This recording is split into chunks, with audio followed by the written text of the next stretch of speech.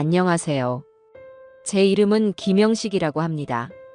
정말 어처구니 없던 제 이야기 좀 들어주세요. 새벽 공기는 언제나 서늘했지만 유독 뼛속을 파고드는 날이 있어요. 오늘 아침이 바로 그런 날이었죠. 굳이 창문을 열어보지 않아도 거실을 감도는 냉랭한 기운만으로도 계절의 변화를 알 수 있었습니다. 헛기침을 한번 삼키며 방문을 열고 나오니 아들 내외는 이미 식탁에 앉아 있더군요. 그들이 먹는 아침과 제가 먹는 아침은 달랐어요. 며느리 신정민은 언젠가부터 제게 따로 작은 상을 차려주기 시작했습니다. 처음에는 연세가 있으니 식사 시간을 맞추기 어려울까봐 배려하는 것이라고 생각하려고 애썼죠. 하지만 그 배려라는 것이 그저께 끓인 국에 찬밥 한 덩이, 그리고 김치와 콩자반이 전부인 상차림을 의미하는 것은 아닐 겁니다. 그들의 식탁 위에는 갓 구운 토스트와 버터 냄새가 고소하게 피어오르고 있었어요. 김이 모락모락 나는 수프 그릇도 보였고요. 아들 김태우는 신문에서 눈을 떼지 않은 채 무심하게 포크를 놀리고 있었죠. 나와는 눈도 마주치지 않았습니다. 마치 이 공간에 저와 아들 내외 세 사람이 아닌 딱 두 사람만 존재하는 것처럼 행동하는 것이 하루 이틀 일은 아니었어요. 그래도 괜찮았습니다.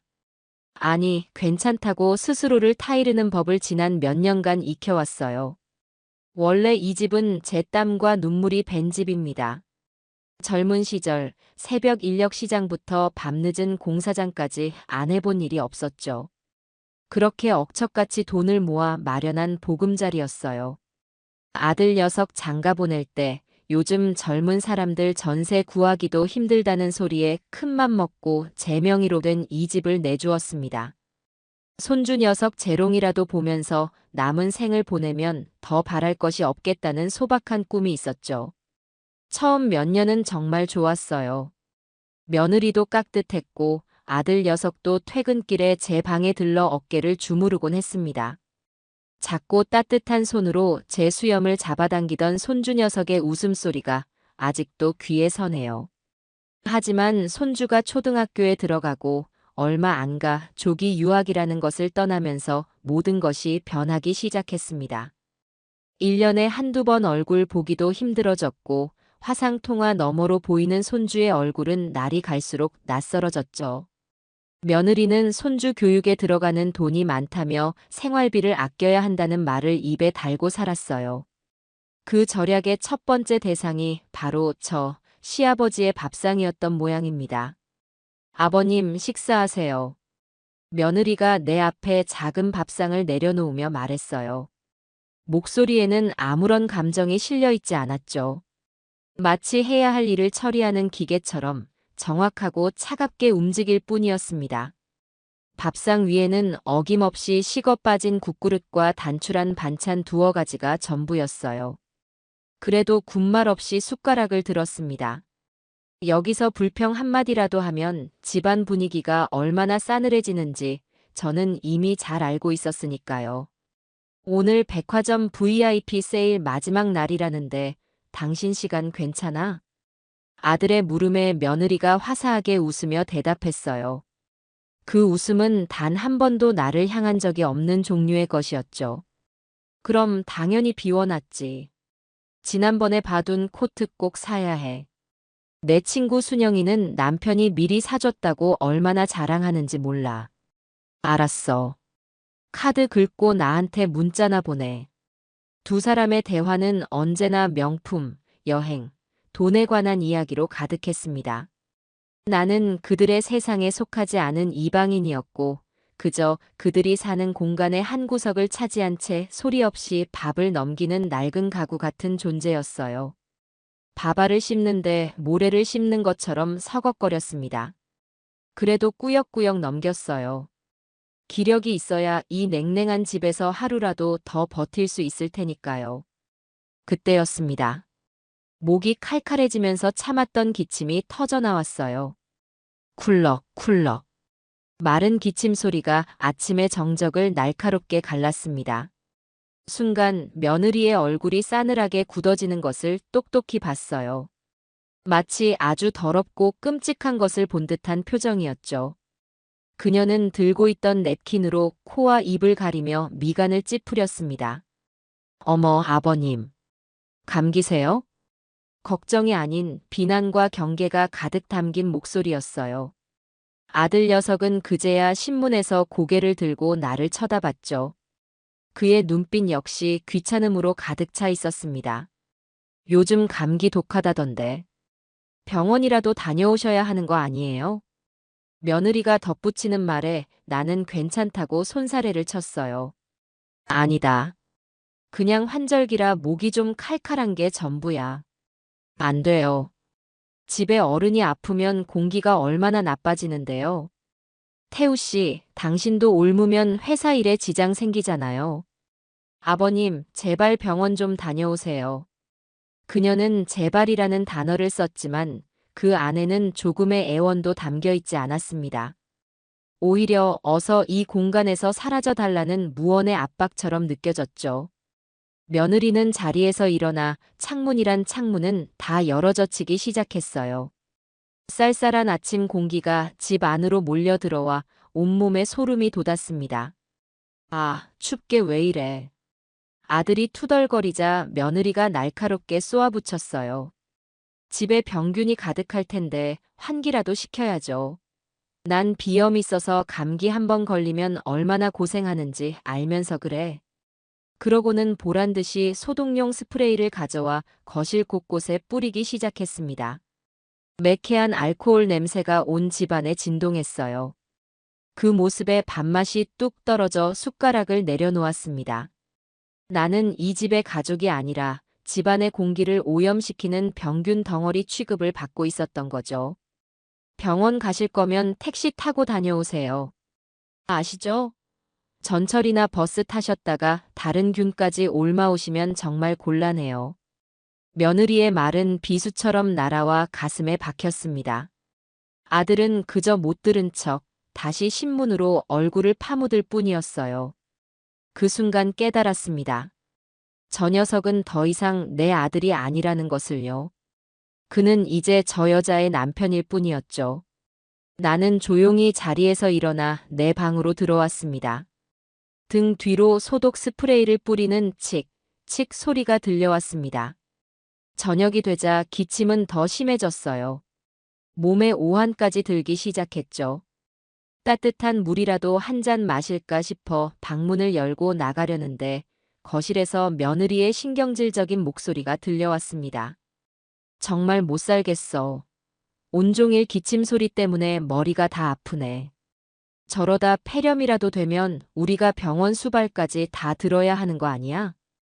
가만히 귀를 기울이니 아들의 한숨 섞인 목소리가 뒤따랐죠. 조금만 참아. 아버지도 일부러 그러시는 건 아니겠지. 참으라니. 당신은 저 기침 소리 들으면서 밥이 넘어가. 난 오늘 저녁 안 먹을래. 입맛이 뚝 떨어졌어. 그리고 무엇보다 무서워. 우리한테 감기 옮기면 어쩔 거야? 당신 내일 중요한 프레젠테이션도 있잖아. 아, 그럼 어떡하라고. 어떡하긴 뭘 어떡해. 오늘은 좀 나가 계시라고 해. 찜질방이라도 가시든가. 집안 공기 좀 정화하게. 심장이 쿵 하고 내려앉는 것 같았습니다. 내 집에서 내 아들 내외에게 병균 취급을 받으며 쫓겨나야 하는 신세라니요.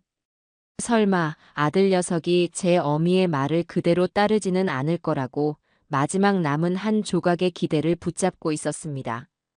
하지만 그 기대는 곧 산산조각이 났죠. 얼마 지나지 않아 방문을 두드리는 소리가 들렸고 아들이 머리를 긁적이며 들어왔습니다. 그 녀석은 차마 내 눈을 마주치지 못하고 헛기침만 해댔어요. 아버지, 저 드릴 말씀이 있는데요. 그게 정미가 좀 예민하잖아요. 아버지 기침 소리 때문에 오늘 하루 종일 힘들어해서요. 제가 뭐라고 하긴 했는데 워낙 성격이 그러니. 저는 아무 말 없이 아들을 쳐다봤습니다. 그 녀석의 입에서 무슨 말이 나올지 이미 다 알아버렸기 때문이죠. 그러니까 제 말은 오늘 하루만 근처 찜질방 같은 데서 주무시고 오시면 안 될까요? 제가 여기. 아들은 주머니에서 꼬깃꼬깃한 지폐 몇 장을 꺼내 내 손에 쥐어주려고 했습니다. 5만 원짜리 2장. 내 아들이 아비에게 내민 하룻밤의 값어치였죠. 그 순간 머릿속에서 무언가 툭 하고 끊어지는 소리가 났습니다. 분노보다 더 깊은 허탈함과 슬픔이 온몸을 휘감았어요. 저는 녀석이 내민 돈을 쳐다보지도 않고 자리에서 일어났습니다. 그리고 벽에 걸어둔 외투를 입었죠. 아버지, 제 말은 그런 뜻이 아니라. 당황한 아들이 무언가 변명을 하려 했지만 저는 손을 들어 막았습니다. 더 이상 저 녀석의 목소리를 듣고 싶지 않았어요. 알겠다. 그 한마디를 뱉고 방을 나왔습니다. 거실 소파에는 며느리가 팔짱을 낀 채 승리자처럼 저를 쳐다보고 있었습니다. 그 눈빛은 마치 꺼봐요, 내 말이 맞죠? 라고 말하는 것 같았어요. 저는 신발장에서 가장 낡은 구두를 꺼내 신었습니다. 아들 녀석이 결혼할 때 좋은 날 신으라며 사준 번쩍이는 구두는 신발장 가장 안쪽에 놓여 있었지만 더 이상 그걸 신고 싶은 마음이 들지 않았죠. 현관문을 열고 밖으로 나섰습니다. 차가운 밤 공기가 폐부 깊숙이 들어왔어요. 뒤에서 아들이 아버지 하고 부르는 소리가 들렸지만 돌아보지 않았습니다. 이 집의 문턱을 내 발로 넘어가는 것은 이번이 마지막이 될 겁니다. 지난 수십 년간 나의 모든 것이었던 이 집, 그리고 내 삶의 이유였던 아들 녀석과 이제는 정말 끝이라는 생각이 들었습니다. 이것은 단순한 서운함이 아니었어요. 내 존재 자체를 부정당한 처절한 통증이었습니다. 차가운 밤 공기가 폐부 깊숙이 스며들었어요. 집에서 쫓겨나다시피 나온 발걸음은 갈피를 잡지 못하고 한동안 동네를 빙빙 맴돌았죠. 익숙한 골목길, 가로등 불빛 아래 드러나는 낡은 담벼락. 이 모든 것이 어제와 같은 풍경인데도 오늘따라 지독하게 생경하게 느껴졌어요. 마치 평생을 살아온 고향이 아니라 아무런 연고도 없는 낯선 타양에 뚝 떨어진 기분이었습니다. 저 모퉁이를 돌면 아들 녀석이 어릴 적 친구들과 딱지치기를 하던 공터가 나오고 저쪽으로 10분만 걸으면 지금은 하늘에 있는 아내와 장을 보러 다니던 시장이 있었죠. 모든 곳에 우리의 시간이 먼지처럼 내려앉아 있는데 이제 그 어디에도 제가 머물 곳은 없다는 사실이 실감나지 않았어요. 한참을 걷다 보니 붉고 푸른빛을 번쩍이는 찜질방 간판이 시야에 들어왔습니다. 24시간 영업. 지금의 제게는 유일한 구원의 동아줄처럼 보였어요. 적이라면 일단 얼어붙은 몸이라도 녹일 수 있겠지요.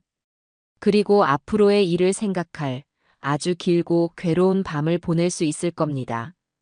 무거운 철문을 밀고 안으로 들어서자 후끈한 열기와 퀴퀴한 땀 냄새, 그리고 온갖 사람들의 소음이 한꺼번에 저를 덮쳐왔어요. 카운터의 젊은 직원은 제게 아무런 관심도 없다는 듯 하품을 쩍하며 열쇠 하나를 던져주었죠. 옷을 갈아입고 들어간 중앙홀은 그야말로 아수라장이었습니다. 술에 취해 코를 고는 중년 남자들, 깔깔거리며 과자를 나눠 먹는 젊은 학생들, 지친 기색이 역력한 채 아이를 다독이는 젊은 부부까지. 저마다의 사연을 가진 사람들이 제각기 다른 모습으로 뒤엉켜 하룻밤을 보내고 있었죠. 평생을 내 집, 내 방의 고요함 속에서만 잠들었던 제게는 너무나 혼란스러운 풍경이었어요. 가장 구석진 곳을 찾아 겨우 몸을 뉘었습니다. 등 아래로 딱딱하고 차가운 바닥의 감촉이 고스란히 전해져 왔죠. 잠은커녕 눈을 감는 것조차 고역이었습니다. 눈을 감으면 흐릿한 어둠 속에서 수십 년 전의 기억들이 흑백 영화처럼 상영되기 시작했어요. 29, 30 즈음의 젊은 제가 보였죠. 지금은 곁에 없는 아내와 함께 낡은 부동산 중개사무소의 의자에 나란히 앉아 있었습니다.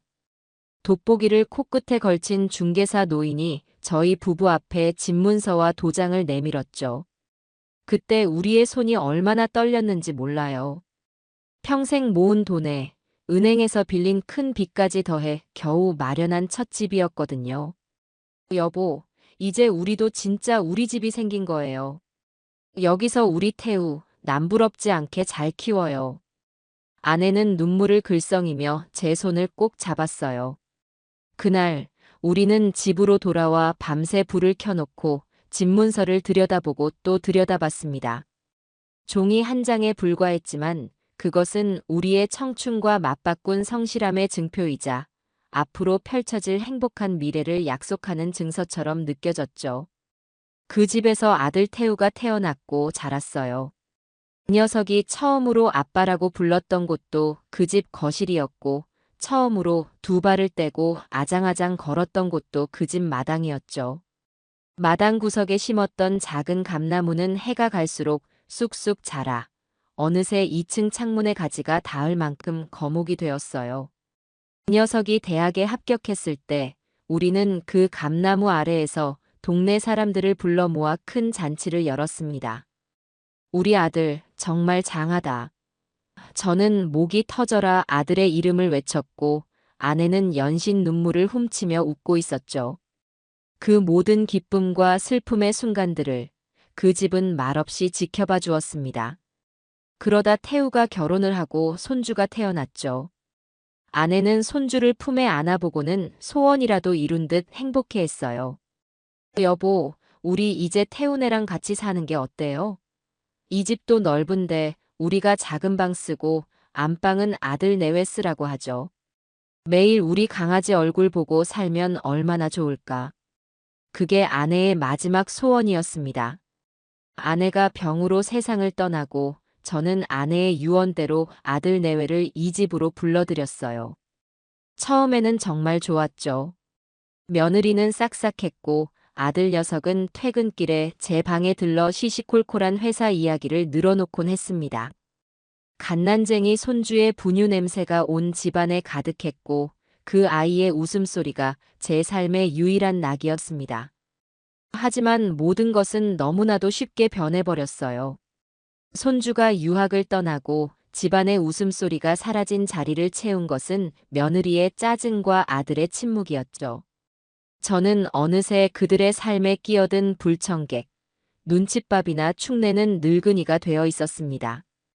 그렇게 지난 몇 년의 기억들을 되짚다 보니 분노와 슬픔을 넘어선 지독한 허무함이 밀려왔어요.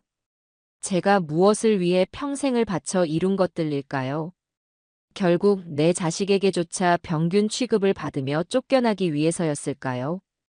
이 모든 불행의 시작은 너무나도 쉽게 모든 것을 내어준 제 어리석음 때문이라는 결론에 다다랐습니다. 그래요, 내가 잘못한 거죠.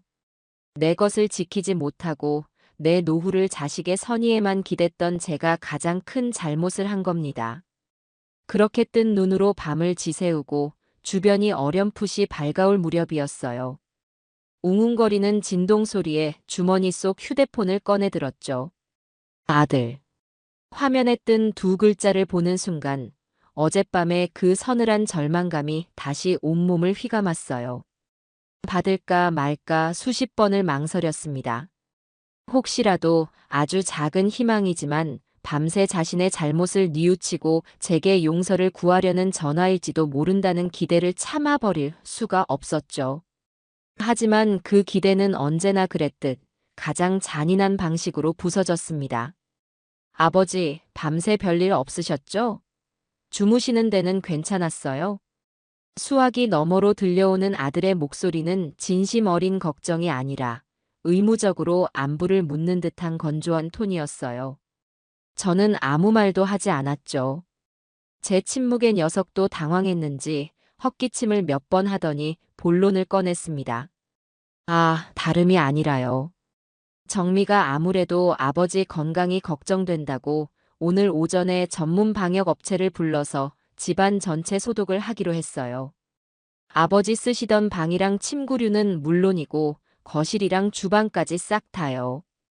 아무래도 소독약 냄새가 하루 정도는 가야 빠질 것 같아서. 그 말을 듣는 순간 저는 모든 것을 체념했어요. 아, 이 녀석은 정말 아니구나. 부모 자식 간의 마지막 남은 끈마저 제 손으로 잘라내는구나. 나를 걱정하는 것이 아니라 나의 흔적을 지우고 싶어 안달이 난 며느리의 성화에 못 이겨 아비에게 오늘도 집에 들어오지 말라고 통보하는 녀석에게 더 이상 무엇을 바랄 수 있을까요? 그래서 말인데요. 죄송하지만 오늘 하루만 더 밖에서 괜찮으시겠어요? 제가 필요한 돈은 바로 계좌로 넉넉하게 쏴드릴게요. 쏴준다는 표현이 제 가슴을 갈기갈기 찢어 놓았습니다. 저는 대답 대신 통화 종료 버튼을 눌렀어요. 휴대폰을 쥔 손이 사시나무처럼 떨렸지만 이상하게도 눈물은 나지 않았죠. 모든 감정이 사라지고 차갑고 단단한 결심만이 머릿속을 가득 채웠습니다. 이제는 정말 돌이킬 수 없어요. 자리를 털고 일어나 찜질방 구석에 있는 컴퓨터로 향했습니다. 익숙지 않은 키보드를 독수리 탑업으로 두드려가며 등기부등본을 열람할 수 있는 정보 사이트를 찾아냈죠. 공인인증서 비밀번호를 몇 번이나 틀린 끝에 겨우 로그인에 성공했어요. 그리고 화면에 나타난 주소와 아파트동, 호수를 확인한 뒤 마우스 휠을 천천히 내려 소유자 현황을 확인했습니다. 그곳에 제 이름 석자가 또렷하게 박혀 있었죠. 소유자 김영식. 그 세 글자를 보는 순간 뜨거운 무언가가 목구멍으로 치밀어 오르는 것을 느꼈어요. 그래, 아직 내게는 이게 남아 있었지. 이 집은 저들이 나를 내쫓은 바로 그 공간은 법적으로 여전히 나의 것이었죠. 그리고 내 것을 내가 어떻게 처분하든 그것은 온전히 나의 자유였습니다. 이것은 복수가 아니에요. 내 남은 삶을 위한 정당방위이자 빼앗긴 나의 존엄을 되찾기 위한 마지막 투쟁입니다. 저는 화면에 뜬 제 이름을 마치 처음 보는 사람의 이름처럼 한참 동안 낯설게 바라보았습니다. 이제 모든 것이 명확해졌죠. 찜질방의 탁한 공기를 뒤로하고 밖으로 나오자 차갑지만 신선한 새벽 공기가 가슴을 파고들었어요. 밤새 저를 짓누르던 감정의 찌꺼기들이 씻겨나가는 기분이었죠. 근처 허름한 해장국집에 들어가 뜨끈한 콩나물 국밥 한 그릇을 시켰습니다. 혼자 밥을 먹는 것이 얼마만인지 모르겠어요. 늘 아들 내외의 눈치를 보며 혹은 그들이 남긴 반찬을 꾸역꾸역 넘기며 급하게 식사를 끝내곤 했으니까요. 오늘은 그럴 필요가 없었죠. 천천히, 아주 천천히 국밥 한 그릇을 전부 비웠습니다. 속이 따뜻해지니 비로소 정신이 제대로 돌아오는 것 같았어요. 든든하게 배를 채우고 나온 저는 동네에서 가장 번화한 사거리로 향했습니다. 그곳에는 대형 프랜차이즈 부동산 중개사무소가 위풍당당하게 자리를 잡고 있었죠. 통유리 너머로 보이는 사무실 안은 이른 아침부터 분주해 보였어요. 저는 잠시 밖에서 심호흡을 했습니다. 지금부터는 더 이상 어수룩하고 힘없는 늙은이로 보여서는 안 돼요. 내 재산을 당당하게 처분하러 온 집주인으로서 그에 걸맞은 태도를 보여야 했죠. 자동문이 열리고 안으로 들어서자 깔끔한 정장을 차려입은 젊은 직원이 깍듯하게 인사를 했어요. 그의 안내를 받아 상담석에 앉았습니다. 잠시 후 점장으로 보이는 중년 남자가 명함을 내밀며 제 앞에 앉았죠. 어르신, 어떤 일로 오셨는지요? 찾으시는 매물이라도 있으십니까? 그의 말투는 정중했지만 그의 눈빛은 저를 위아래로 훑으며 빠르게 값을 매기고 있다는 것을 알 수 있었어요. 아마 허름한 제 행색을 보고 작은 원룸 월세나 알아보러 온 노인네쯤으로 생각했겠죠. 저는 품 안에서 어제 출력해둔 등기부등본을 꺼내 테이블 위에 올려놓았습니다. 이 집을 팔려고 하오. 제 말에 점장은 무심코 서류를 집어들었죠. 그리고 주소를 확인하는 순간 그의 표정이 미세하게 굳어지는 것을 놓치지 않았습니다. 그는 서류와 제 얼굴을 몇 번이나 번갈아 쳐다보았어요. 믿기지 않는다는 표정이었죠. 우리 동네에서 가장 비싼 로열층 아파트였으니까요. 어르신께서 이 집의 소유주, 김영식 선생님 본인이 맞으십니까? 내 이름 석자도 못 읽는 거요? 제가 퉁명스럽게 쏘아붙이자 점장은 그제야 정신을 차린 듯 자세를 고쳐 앉았습니다. 그의 태도는 순식간에 공손함을 넘어 비굴함에 가까워졌어요. 아이고 회장님. 제가 큰 실수를 할 뻔했습니다. 정말 죄송합니다. 귀한 분께서 직접 이렇게 누추한 곳까지 찾아주실 줄은 몰랐습니다. 그는 직원을 시켜 가장 좋은 원두커피를 가져오게 하고는 제 앞에 바짝 다가앉아 목소리를 낮췄습니다. 그런데 회장님, 이렇게 귀한 매물을 어찌하여 처분하시려고 하시는지요? 혹시 자금 사정이? 그런 거 아니오. 내 인생 더 늦기 전에 좀 즐기다 가고 싶어서 그러오. 자식들한테는 비밀로 하고 이 집 정리한 돈으로 세계 일주라도 떠나볼까 생각 중이오. 아마존 정글도 가보고 아프리카 세렝게티 초원도 보고. 그래서 말인데 이 일을 아주 조용하고 신속하게 처리해 줄 수 있겠소? 미리 준비해둔 이야기가 꽤 그럴듯하게 들렸던 모양이에요. 점장은 감탄과 부러움이 뒤섞인 표정으로 연신 고개를 끄덕였습니다. 과연 회장님은 스케일이 다르십니다. 걱정 마십시오. 저만 믿으시면 됩니다. 이 동네 부동산 시장은 제가 꽉 잡고 있으니 가장 좋은 조건으로 가장 빠르게 처리해 드리겠습니다. 자제분들께서 눈치채실 일 없도록 제가 밤낮으로 뛰겠습니다. 저는 그와 부동산 전속 중개 계약서에 서명을 했어요.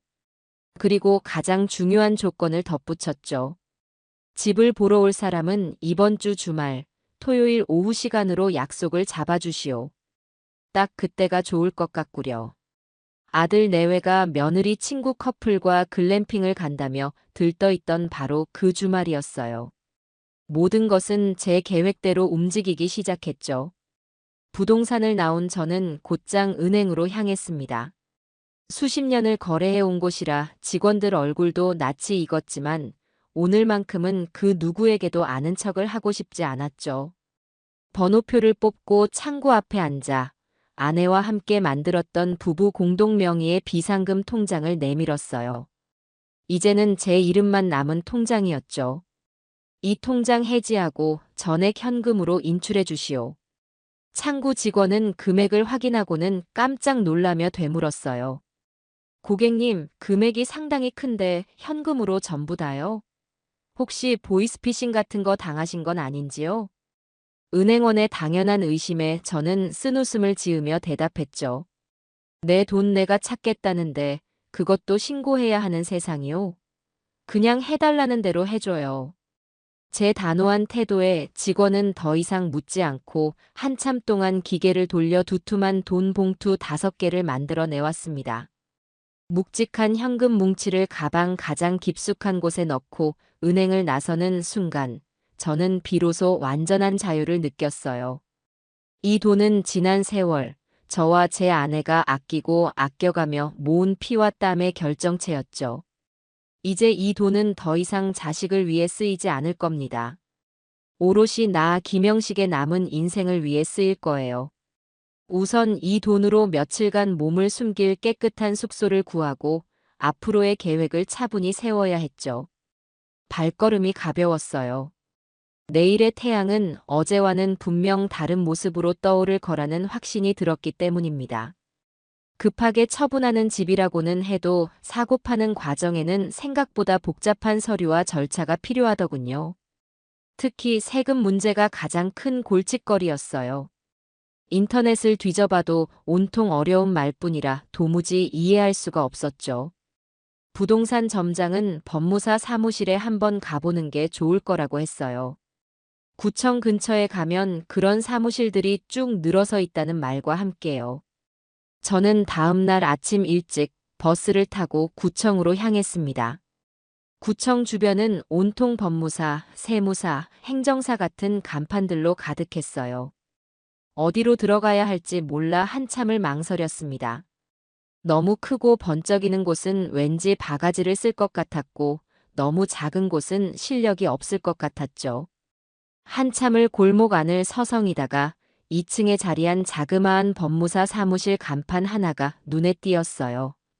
왠지 모르게 저곳이라면 내 이야기를 잘 들어줄 것 같다는 이끌림이 있었죠.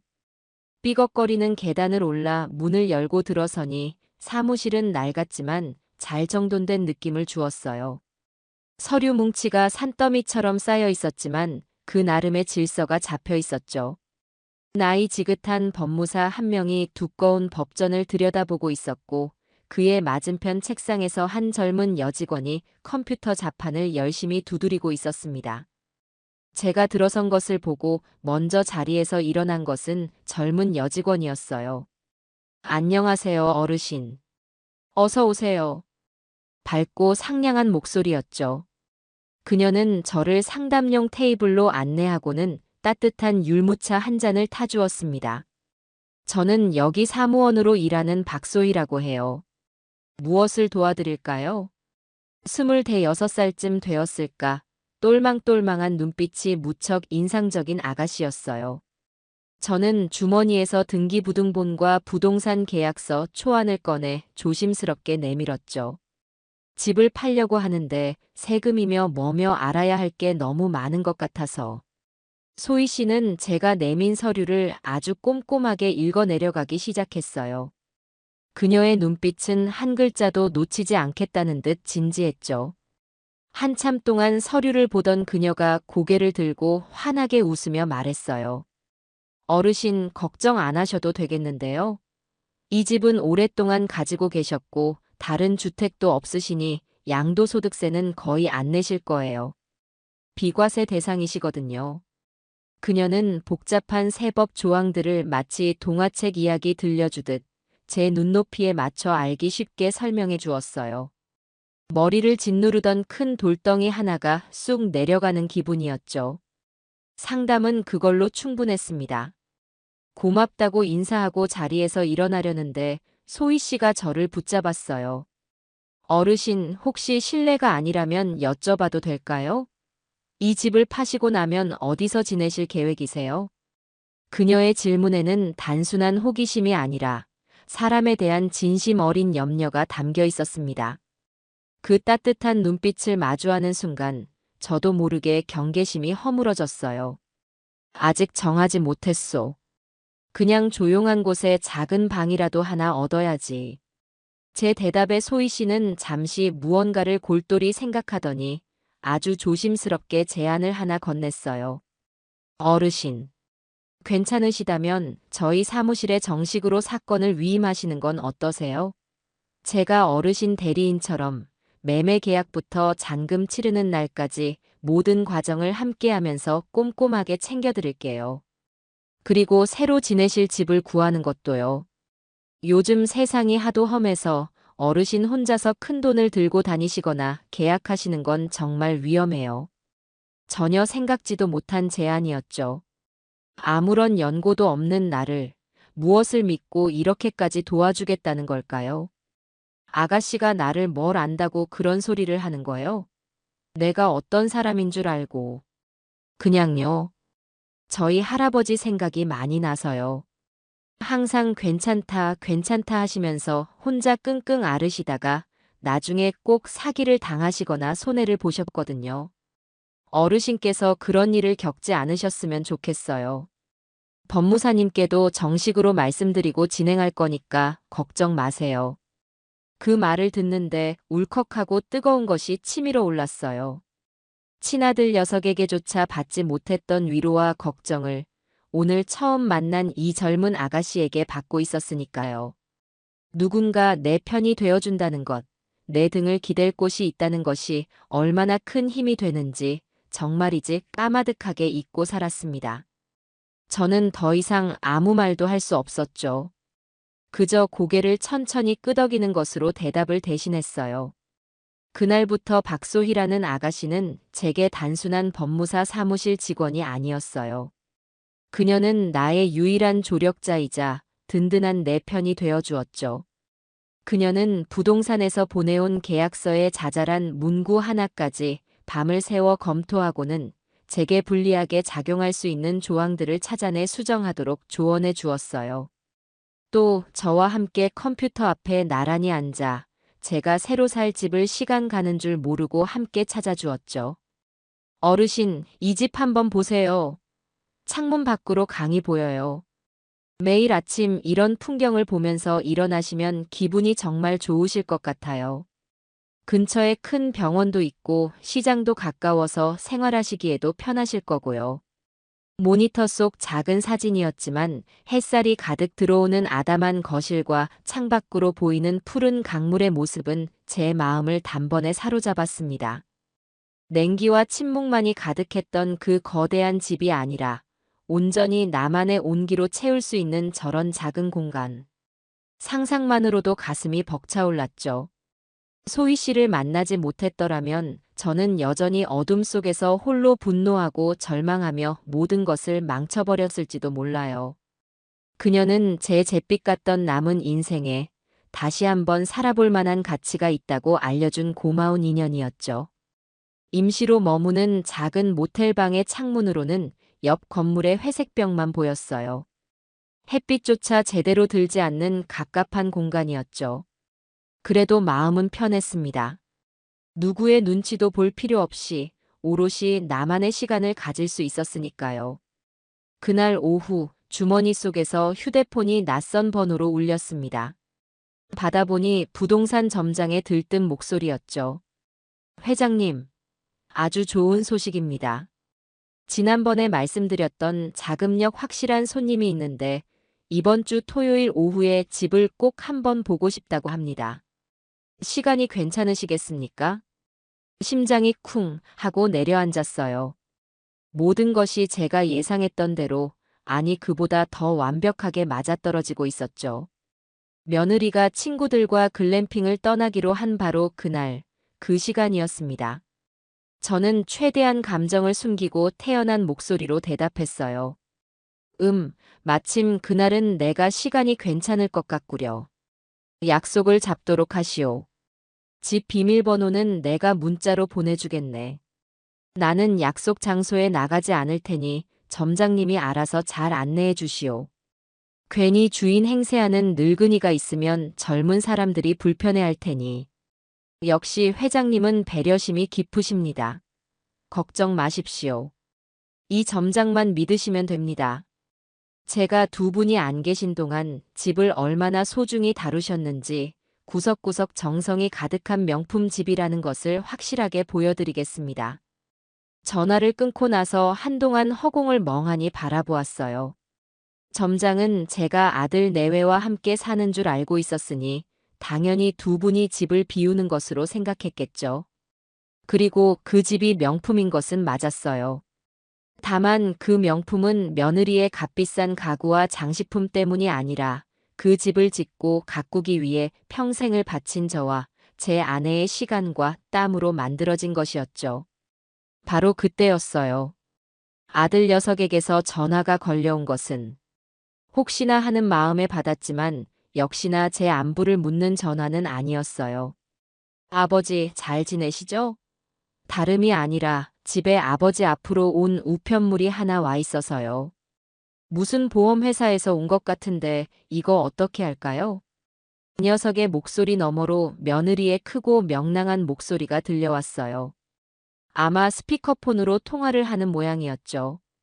여보, 아버지한테 우리 주말에 글램핑 가는 거 말씀드려야지. 아버지, 저희 내일 친구네 커플이랑 글램핑 가요. 요즘 완전 유행이잖아요. 숯불에 고기도 구워 먹고 밤에는 불멍도 하고 완전 힐링 될 것 같아요. 힐링이라는 단어가 제 귀에 모처럼 날아와 박혔어요. 아비를 내쫓은 집에서 그들은 태평하게 주말 여행 계획을 세우고 있었던 거죠. 저는 아무 말 없이 숨을 죽이고 있었어요. 제 침묵을 긍정으로 받아들였는지 며느리는 한껏 들뜬 목소리로 수다를 이어갔습니다. 나가서 입으려고 어제 백화점에서 산 새 옷이랑 신발, 오늘 택배로 다 왔잖아요. 당신이 사준 그 가방도 들고 가서 사진 예쁘게 찍어 올려야지. 친구들이 얼마나 부러워하겠어. 다 우리 아들, 우리 남편 덕분이지. 그렇죠, 아버지.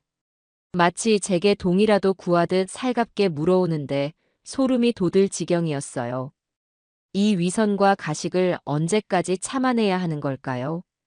그 우편물은 그냥 거기에 두어라. 나중에 내가 알아서 할 테니. 제 차가운 목소리에 아들 녀석이 당황한 듯 말을 더듬었어요. 아, 네. 그럼 아버지, 주말 잘 보내시고요. 무슨 일 있으시면 전화 주세요. 전화를 끊자마자 저는 곧장 소희 씨에게 전화를 걸었습니다. 그리고는 딱 한마디만 했죠. 예정대로 진행해 주시오.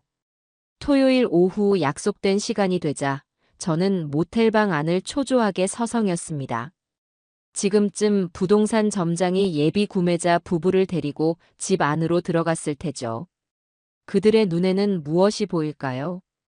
며느리가 값비싼 돈을 들여 꾸며놓은 화려한 거실, 벽난로 위에 걸린 아들 내외와 손주의 행복해 보이는 대형 가족 사진, 그리고 아들 녀석의 서재를 가득 채운 한 번도 읽지 않은 듯한 두꺼운 책들. 그 모든 것이 성공한 중산층 가정의 완벽한 표본처럼 보일 겁니다. 그 집의 진짜 주인이었던 늙은이가 그 화려함 뒤에 가려져 어떤 취급을 받으며 살았는지는 아무도 모르겠죠. 1시간쯤 지났을까 부동산 점장에게서 전화가 왔습니다. 그의 목소리는 흥분으로 떨리고 있었어요. 회장님, 계약 성사될 것 같습니다. 집을 보신 사모님께서 완전히 반하셨습니다. 이렇게 관리가 잘 된 집은 처음 본다면서요. 특히 주방이랑 정원을 보시고는 입을 다물지 못하십니다. 회장님 사모님께서 정말 살림을 잘하셨던 모양입니다. 저는 아무 말도 할 수 없었어요.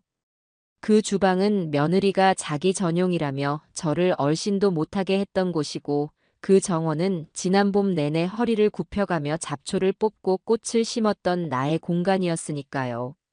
점장은 계속해서 말을 이어갔습니다. 거실에 걸린 가족 사진을 보시고는 이렇게 화목한 가정에서 살던 집이라 분명 좋은 기운이 가득할 거라며 아주 마음에 들어 하십니다. 제가 회장님 내외분께서 얼마나 금실이 좋으셨는지, 자제분은 또 얼마나 반듯하게 잘 키우셨는지에 대해 한참을 설명해 드렸습니다. 헛웃음이 터져 나왔어요. 화목한 가정, 반듯한 자식. 그럴듯한 거짓말로 포장된 진실은 이토록이나 공허했죠. 그들은 곧 계약금을 보내겠다고 했다는 말을 끝으로 점장은 전화를 끊었습니다. 모든 것이 순조롭게 진행되고 있었지만 마음 한구석이 서늘하게 아려왔어요. 내 평생의 역사가 이제 곧 다른 사람의 행복한 미래를 위한 배경으로 팔려나가게 되는 거니까요. 다음 날 소희 씨와 함께 새로 살 집의 계약을 마무리 짓고 나오는 길이었어요. 그녀가 제게 휴대폰 화면 하나를 보여주었죠. 어르신, 이거 한번 보시겠어요? 그것은 며느리의 SNS 계정이었습니다. 화려한 글램핑장을 배경으로 며느리는 머리부터 발끝까지 명품으로 치장한 채 활짝 웃고 있었어요. 아들 녀석이 사줬다던 바로 그 가방을 앞으로 쭉 내민 포즈였죠. 그리고 그 아래에는 이런 글이 적혀 있었습니다. 가을엔 역시 힐링 여행이지. 언제나 나를 최고로 만들어주는 우리 남편, 최고. 효자 아들 둔 덕분에 우리 부모님은 매일 하와이 여행 중. 해시태그 남편 찬스, 해시태그 럽스타그램, 해시태그 효도는 셀프, 해시태그 행복한 우리 집. 사진 속에는 최고급 샴페인 잔을 부딪히는 모습, 두툼한 스테이크가 구워지는 그릴의 모습도 있었어요. 그리고 그 모든 사진에는 하나같이 행복과 사랑이라는 단어들이 태그처럼 붙어 있었습니다. 나를 내쫓은 그 돈으로 그들은 저렇게 행복을 과시하고 있었던 거죠. 부모님은 매일 하와이 여행 중이라는 새빨간 거짓말을 보는데 분노를 넘어선 어떤 해탈의 감정마저 느껴졌어요. 그래, 너희들의 그 행복이 얼마나 갈지 내가 한번 지켜보마. 그들의 위선은 나의 결심을 더욱더 단단하게 만드는 가장 좋은 연료가 되어주고 있었습니다. 며칠 후 부동산 중개사무소의 VIP 상담실에 마주 앉았어요. 제 옆에는 소희 씨가 든든하게 자리를 지키고 있었고 맞은편에는 집을 사기로 한 젊은 부부가 약간은 상기된 표정으로 앉아 있었죠. 테이블 위에는 두툼한 매매 계약서가 놓여 있었습니다. 부동산 점장은 연신 싱글벙글하며 분위기를 띄우려 애썼지만 상담실 안의 공기는 꽤나 무겁고 긴장감이 흘렀어요. 자, 그럼 계약서 내용을 한번 확인해 보실까요? 제가 어제 보내드린 최종안에서 수정된 부분은 없습니다. 점장의 말에 젊은 부부는 고개를 끄덕이며 계약서를 훑어보기 시작했어요. 하지만 저는 계약서에 눈길을 주지 않았죠. 대신 소희 씨를 바라보았습니다. 그녀는 어젯밤 늦게까지 저와 함께 이 계약서의 모든 조항을 단어 하나하나 뜯어보며 검토했어요. 제게 불리하게 작용할 수 있는 독소 조항은 없는지, 잔금 지급일이나 이사 날짜의 문제는 없는지, 그 작은 체구 어디에 그런 꼼꼼함이 숨어 있는지 놀라울 정도였죠. 특약사항 5조 현 시설물 상태 하의 계약임이라는 문구에 대해 다시 한번 확인하고 싶습니다. 침묵을 깬 것은 소희 씨였어요. 그녀의 또랑또랑한 목소리가 상담실에 울렸습니다. 현재 거주 중인 임차인, 그러니까 저희 어르신의 자제분 내외가 이사하면서 시설물을 고의로 훼손할 경우에 대한 책임 소재를 명확히 할 필요가 있습니다. 물론 그럴 분들은 아니라고 믿지만 계약은 언제나 최악의 상황을 가정해야 하니까요. 그녀의 예리한 지적에 부동산 점장과 젊은 부부의 얼굴에 잠시 당황한 기색이 스쳤어요. 점장은 이내 프로다운 미소를 지으며 대답했죠. 아, 물론입니다. 그럼 여기에 단 매도인의 책임 없는 사유로 인한 시설물 훼손 시에는 매도인이 이를 원상복구하거나 그에 상응하는 비용을 배상한다는 문구를 추가하는 것으로 할까요? 소희 씨는 고개를 끄덕이고는 그 자리에서 직접 펜을 들어 문구를 수정했습니다. 그 모습을 보는데 만약 오늘 이 자리에 저 혼자 왔더라면 어땠을까 하는 아찔한 생각이 들었어요. 아마 점장이 하자는 대로 멋모르고 도장부터 찍었겠죠. 내 편이 있다는 것이 이렇게나 중요하고 힘이 되는 일이라는 것을 새삼 깨달았어요. 모든 조항을 확인하고 드디어 도장을 찍을 시간이 되었습니다. 저는 품 안에서 수십 년간 사용해 온 낡은 목도장을 꺼내 들었죠. 이 도장으로 아들 녀석의 출생신고서에도 도장을 찍었고 아내와 함께 처음으로 집을 살 때도 이 도장을 사용했어요. 내 인생의 중요한 순간들마다 함께했던 도장이었죠. 이제 그 도장으로 내 인생의 가장 큰 부분을 정리하는 마지막 마침표를 찍으려 합니다. 꾹 하고 힘을 주어 도장을 찍자 하얀 종이 위에 선명한 붉은 인주가 새겨졌어요. 그 순간 모든 것이 끝났다는 안도감과 함께 내 손으로 내 역사를 지워버린 것만 같은 서글픔이 동시에 밀려왔습니다. 계약금을 제 통장으로 바로 입금받은 후 우리는 곧장 다른 부동산으로 향했어요. 소희 씨와 함께 봐두었던 강이 보이는 그 작은 아파트의 계약을 하기 위해서였죠. 그곳의 분위기는 이전 사무실과는 완전히 달랐습니다. 나이 지긋한 집주인 할머니는 따뜻한 미소로 우리를 맞아주었고 우리는 매매 계약이 아닌 마치 오랜 이웃과 담소를 나누는 것처럼 편안하게 이야기를 나누었어요. 혼자 살기에는 이만한 집이 없어요. 아침에 해 뜨는 것도 보이고 저녁에 노을 지는 것도 보이고 강물 보고 있으면 시간 가는 줄 모른다니까.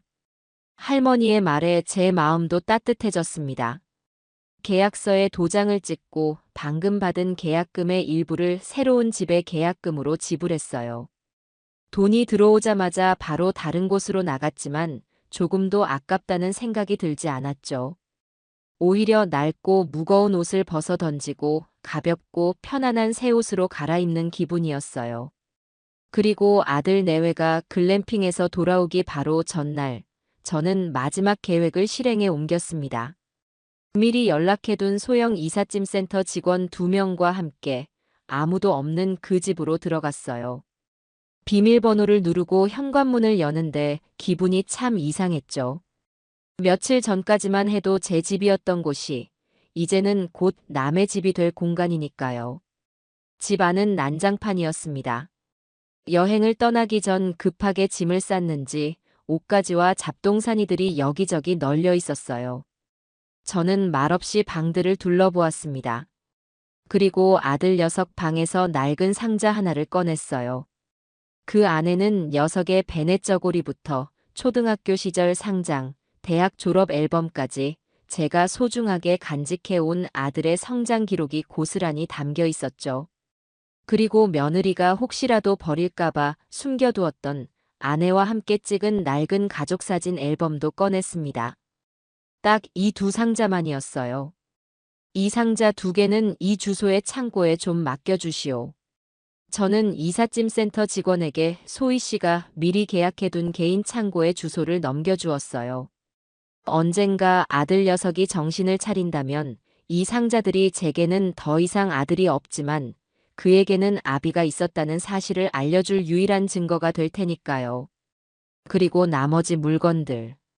며느리가 애지중지하던 명품 가방과 옷들, 아들이 수집하던 비싼 양주들, 그들이 그토록 자랑스러워하던 모든 것들을 저는 미리 불러둔 대형 폐기물 처리 업체에 전부 넘겨버렸습니다.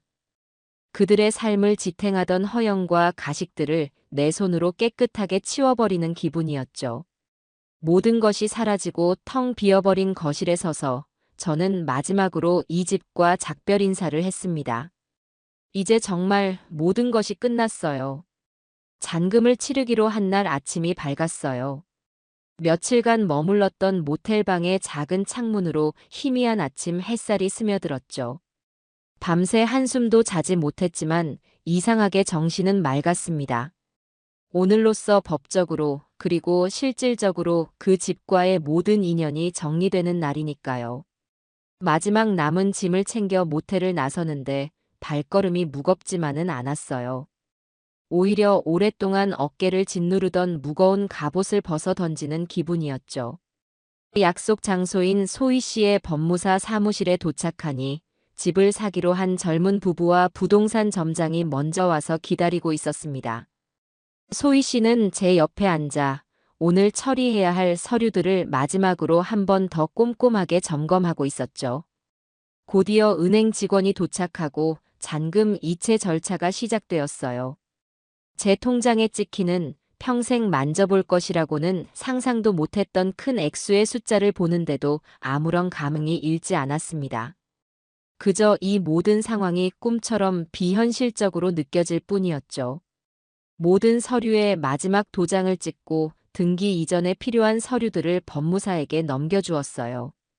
이제 정말 끝이 난 겁니다.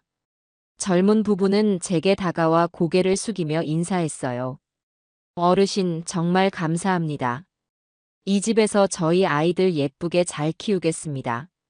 그들의 행복해 보이는 얼굴을 보니 마음속에 남아있던 마지막 응어리마저 스르르 녹아내리는 것 같았어요. 그래요, 집은 죄가 없죠. 그 공간은 이제 저처럼 좋은 사람들을 만나 다시 따뜻한 보금자리가 되어줄 겁니다. 그걸로 된 거예요. 사무실을 나와 저는 곧장 그 집으로 향했습니다. 부동산 점장에게서 새로운 집주인의 연락처와 양해를 미리 받아두었죠. 집 앞에 도착하니 낯선 번호판을 단 이삿짐 차가 벌써부터 짐을 내리고 있었어요. 저는 그들을 방해하지 않기 위해 미리 불러둔 열쇠 수리공과 함께 조용히 현관문 앞으로 다가갔습니다. 이걸로 바꿔주시오. 저는 새로 산 디지털 도어록을 건넸습니다. 지잉하는 기계음과 함께 낡은 번호키가 해체되고 잠시 후 반짝이는 새 도어록이 그 자리를 대신했어요. 수리공은 제게 새로운 비밀번호를 설정하라고 했지만 저는 고개를 저었죠. 아니요. 그냥 초기 비밀번호 그대로 두시오. 이제 이 집은 내 집이 아니니. 모든 작업이 끝나고 수리공이 돌아간 뒤 저는 잠시 동안 굳게 닫힌 현관문 앞에 서 있었습니다.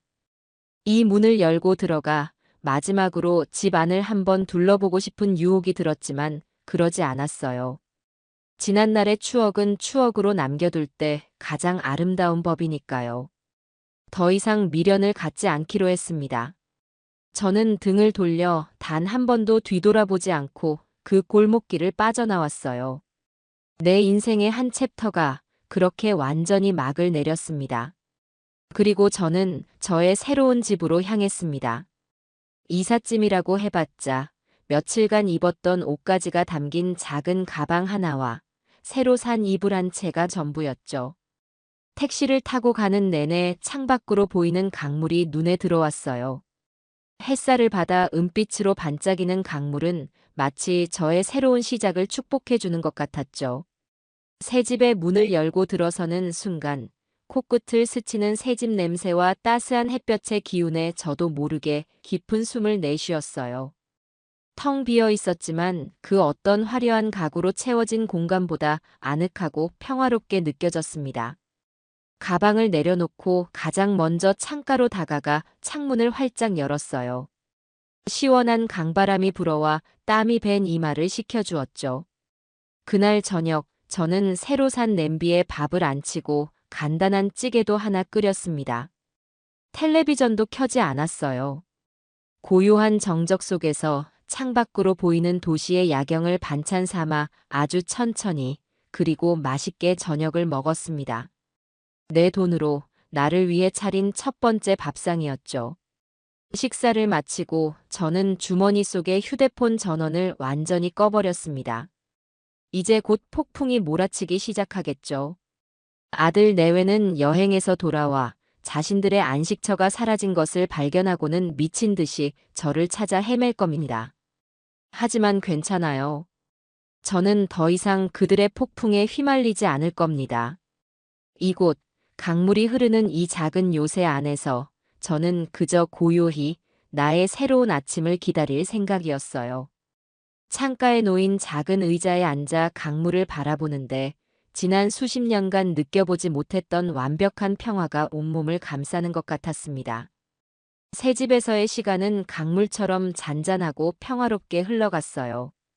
저는 매일 아침 동네 공원으로 나가 다른 노인들과 함께 맨손 체조를 했고 오후에는 서점에 들러 돋보기를 쓰고 한참 동안 책을 읽었죠. 저녁에는 서툰 솜씨로나마 손수 저녁을 차려 먹는 재미에 푹 빠졌습니다. 시금치를 무치고 된장찌개를 끓이고 누군가의 눈치를 살피며 먹는 밥이 아니라 오롯이 나를 위해 차린 소박한 밥상은 그 어떤 진수성찬보다 달고 맛있었어요. 휴대폰은 일부러 꺼둔 채로 세상과 잠시 담을 쌓고 지냈습니다. 그 고요함 속에서 저는 지난 수십 년간 잊고 살았던 나 자신을 조금씩 되찾아가고 있었죠. 그 평화는 정확히 이틀하고 반나절 만에 깨졌습니다. 일요일 저녁, 저는 창가에 앉아 멀리서 반짝이는 다리의 불빛을 멍하니 바라보고 있었어요. 지금쯤 아들 내외가 여행에서 돌아와 집으로 향하고 있을 시간이었죠. 제 머릿속에서는 한 편의 연극이 상영되기 시작했습니다. 그들의 차 안 운전대를 잡은 아들 녀석은 피곤하다는 듯 연신 하품을 해대고 조수석에 앉은 며느리는 여행지에서 찍은 사진을 확인하며 뭐가 그리 좋은지 웃음이 끊이지 않는 장면이었죠. 여보, 이 사진 정말 잘 나오지 않았어? 내가 새로 산 가방 색깔이 배경이랑 너무 잘 어울려. 친구들 단체 대화방에 올렸더니 다들 난리가 났잖아. 어디 거냐고 얼마냐고. 그래, 예쁘네. 근데 카드값은 어떡하려고 그래. 이번 달 결제 금액 엄청나던데. 걱정도 팔자야. 당신 사업만 잘 되면 그 정도는 껌값이지. 그리고 정 안 되면 방법이 아예 없는 것도 아니잖아. 며느리는 아마 제 집을 담보로 추가 대출이라도 받을 생각을 하고 있었을 겁니다. 자신들이 딛고 선 땅이 언제 무너져 내릴지도 모르는 채 그들은 그렇게 아슬아슬한 허영의 성 위에서 태평하게 웃고 있었겠죠. 아파트 주차장에 차를 세우고 트렁크에서 명품 로고가 박힌 캠핑 장비들을 꺼내며 며느리가 투덜거렸을 겁니다. 아, 피곤해. 집에 가서 빨리 씻고 싶다. 그리고 마침내 그들은 자신들의 것이라고 믿어 의심치 않았던 현관문 앞에 섰을 테죠. 익숙하게 비밀번호를 누르는 아들의 손. 하지만 문은 삐비빅 하는 오류음만 낼 뿐 굳게 닫혀 있었을 겁니다. 어머, 뭐야. 왜 안 열려? 번호 바꿨어? 아니, 내가 왜 바꿔? 네가 혹시 바꾼 거 아니야? 내가 왜 바꿔? 당신이 잘못 눌렀겠지. 비켜봐, 내가 해볼게. 며느리가 짜증을 내며 아들을 밀치고 다시 번호를 눌렀을 테죠. 결과는 마찬가지였을 겁니다. 그들의 첫 반응은 분노나 절망이 아닌 사소한 기계 고장에 대한 짜증이었을 거예요. 아, 진짜. 하필이면 지금 고장나고 그래. 관리사무소에 전화해봐, 빨리. 며느리의 성화에 아들은 관리사무소에 전화를 걸었을 테고 저희는 세대 현관 도어록 문제에는 관여할 수 없습니다. 라는 차가운 답변만 돌아왔을 겁니다. 그때였겠죠. 집 안에서 불빛이 새어나오고 현관문이 안쪽에서 덜컥하고 열린 것은. 그리고 문 앞에는 생전 처음 보는 얼굴의 남자가 낯선 표정으로 서 있었을 겁니다. 저 누구신데 남의 집에. 아들의 말이 채 끝나기도 전에 며느리가 날카로운 목소리로 소리쳤을 거예요. 누구긴 누구야, 도둑놈이지. 여보, 뭐해. 당장 경찰에 신고 안 하고. 도둑이라니요. 말씀이 좀 심하시네요. 저희가 이 집의 새로운 주인입니다만. 새 집주인의 담담한 한마디. 그 한마디가 아들 내외에게는 세상이 무너지는 소리처럼 들렸을 겁니다. 뭐라고요? 주인? 말도 안 되는 소리 하지 마세요. 이 집 주인은 우리 시아버지 김영식이라고요. 네, 맞습니다. 바로 그 김영식 어르신께 저희가 정식으로 매입했습니다. 여기 매매 계약서도 있습니다. 확인해 보시죠. 새 집주인이 내민 서류 위에서 제 이름과 선명한 도장을 확인하는 순간 그들의 얼굴은 어떻게 변했을까요? 아마 하얗게 질린 채 아무 말도 하지 못하고 서로의 얼굴만 멍하니 쳐다보았을 겁니다. 현실을 부정하고 거대한 사기극에 휘말렸다고 생각했겠죠. 그리고 그 모든 분노의 화살은 당연하게도 제게로 향했을 겁니다. 월요일 아침, 저는 길고 깊었던 잠에서 깨어났어요. 더 이상 세상으로부터 도망치고 있을 수만은 없었죠. 이제 그들의 아우성을 마주할 시간이었습니다. 서랍 깊숙한 곳에 넣어두었던 휴대폰을 꺼내 전원을 켰습니다. 그러자마자 마치 죽은 듯이 잠잠하던 기계가 발작이라도 하듯 울리고 떨리기 시작했어요. 화면은 순식간에 수백 개의 알림으로 뒤덮였죠. 부재중 전화 82통. 새로운 문자 메시지 147개. 저는 심호흡을 한번 하고 가장 처음 도착한 문자부터 천천히 읽어 내려갔습니다. 그것은 지난 36시간 동안 두 사람이 천국에서 지옥으로 떨어지는 과정을 생생하게 기록한 일기와도 같았어요. 아버지, 지금 집 앞에 이상한 사람들이 있어요. 자기들이 집주인이래요. 이게 어떻게 된 건지 빨리 설명 좀 해주세요. 전화 왜 안 받으세요? 아버지 사기당하신 것 같아요. 빨리요. 저희 지금 집에도 못 들어가고 있어요. 지금 우리한테 무슨 짓을 한 거예요? 어떻게 우리 상의도 없이 집을 팔아요? 이거 엄연한 범죄예요. 당장 나타나지 않으면 우리도 가만 안 있어요. 아버지, 제발요. 저희가 뭘 그렇게 잘못했어요. 아버지, 제발 전화 좀 받아주세요. 정미가 지금 밖에서 거의 울고불고 난리가 났어요. 사람들이 다 쳐다봐요, 아버지. 그들은 아마 그날 밤 차 안에서 뜬 눈으로 밤을 새웠을 겁니다. 그리고 다음 날 아침 자신들의 짐이 전부 사라졌다는 사실을 알게 되었겠죠. 미쳤어, 정말. 우리 짐은 다 어디 갔어요? 내 가방, 내 옷, 내 구두. 당신이 다 팔아먹은 거지, 그렇지. 아버지, 제발 저희 이제 어떡해요? 돈도 하나도 없고 당장 갈 곳도 없어요. 아버지, 제가 정말 죽을 죄를 지었습니다. 아버지가 그렇게 싫어하시던 거 정미랑 상의해서 다 버릴게요. 제발 제발 저희 좀 살려주세요. 문자는 거기서 끝이 아니었어요. 그 후로도 수십 개의 애원과 협박, 그리고 욕설이 뒤섞인 문자 폭탄이 쏟아져 들어왔죠. 저는 그 모든 것을 마치 신문 기사를 읽듯 무덤덤한 표정으로 읽어내려갔습니다. 그리고 마지막 문자를 확인한 뒤 휴대폰을 조용히 테이블 위에 내려놓았죠. 마음속은 그 어떤 파문도 잃지 않는 고요한 호수와 같았어요. 이제 그들이 찾아올 차례였습니다. 예상대로 그들이 제 새 주소를 알아내는 데는 그리 오래 걸리지 않았습니다. 수요일 오후 고요한 집 안을 뒤흔드는 날카로운 초인종 소리가 들려왔어요. 저는 인터폰 화면으로 그들의 모습을 확인했습니다. 불과 며칠 만에 지옥을 경험한 사람들의 얼굴이었죠. 헝클어진 머리, 퀭한 눈, 원망과 분노로 일그러진 표정. 저는 차분히, 아주 차분히 현관문을 열어주었습니다. 아버지, 아버님. 문이 열리자마자 아들의 울음 섞인 목소리와 며느리의 악에 바친 고함이 동시에 터져나왔어요.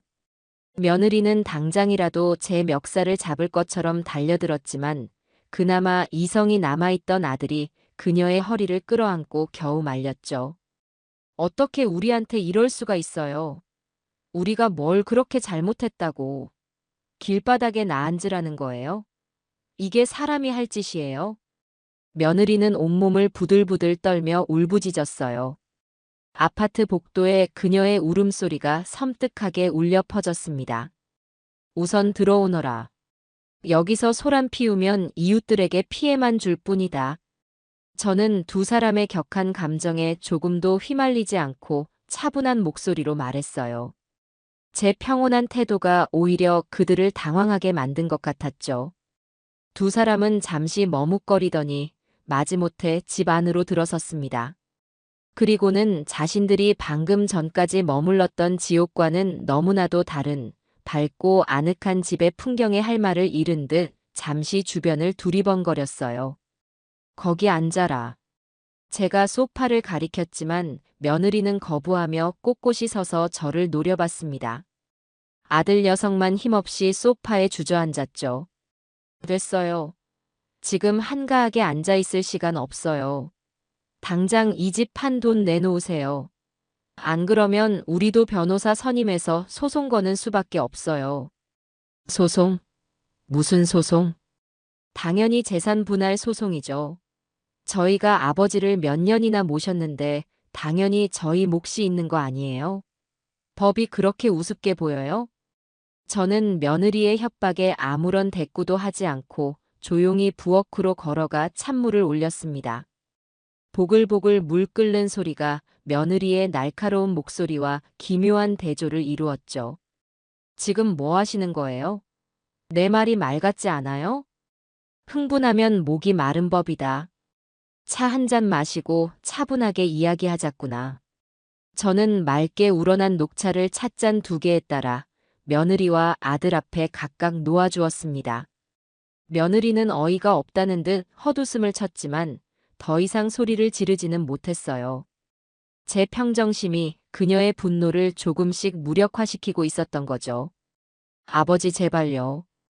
저희 정말 죽을 것 같아요. 저희가 다 잘못했어요. 네. 아버지가 시키는 대로 다 할게요.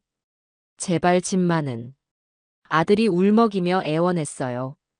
저는 찻잔을 들어 향을 한번 음미하고 조용히 입을 열었습니다. 태우야, 너는 내가 왜 그랬다고 생각하냐? 저희가 아버지께 소홀했던 거 알고 있습니다. 죄송합니다, 아버지. 소홀? 그 정도였을까? 나는 너희에게 가족이 아니었다. 그저 너희의 화려한 삶을 위한 배경, 혹은 너희의 무능함을 감춰주는 방패막이었을 뿐이지. 내가 감기 기운으로 기침을 할 때 너희는 내 건강을 걱정하는 것이 아니라 너희에게 옮을까봐 전전긍긍하며 나를 벌레 보듯 쳐다봤다. 그리고 결국 이 집에서 나를 내쫓았지. 찜질방이나 가라며 내 손에 돈 몇 푼을 쥐어주면서 말이다. 내가 틀렸냐? 제 말에 아들은 고개를 들지 못했어요. 며느리 역시 아무런 반박도 하지 못했죠. 너희는 나를 버렸다. 그런데 내가 왜 너희를 위해 내 마지막 남은 재산을 바쳐야 하지? 너희가 말하는 그 법 이전에 세상에는 돌이라는 것이 있는 법이다. 그래서요. 그래서 이렇게 복수하시는 거예요? 우리가 잘못했다고 이렇게까지 비참하게 만드셔야 속이 시원하세요? 며느리가 다시 악에 받쳐 소리쳤어요. 바로 그때 약속했던 대로 소희 씨가 현관 비밀번호를 누르고 안으로 들어왔습니다. 복수가 아닙니다. 이건 정당한 재산권 행사죠. 소희 씨는 손에 들고 있던 서류 뭉치를 테이블 위에 펼쳐놓으며 말했어요. 그녀의 갑작스러운 등장에, 그리고 그녀의 차가운 말투에 아들 내외는 완전히 얼어붙었죠. 당신은 그때 그 법무사 사무실. 네, 김영식 어르신의 법률 대리인 박소희입니다. 아까 재산 분할 소송을 말씀하셨죠? 민법 제840조를 근거로 혼인 파탄의 책임이 있는 유책 배우자는 이혼 및 재산 분할을 청구할 수 없듯이 부양의 의무를 현저히 해태한 자녀가 부모에게 재산을 요구할 권리는 그 어디에도 없습니다.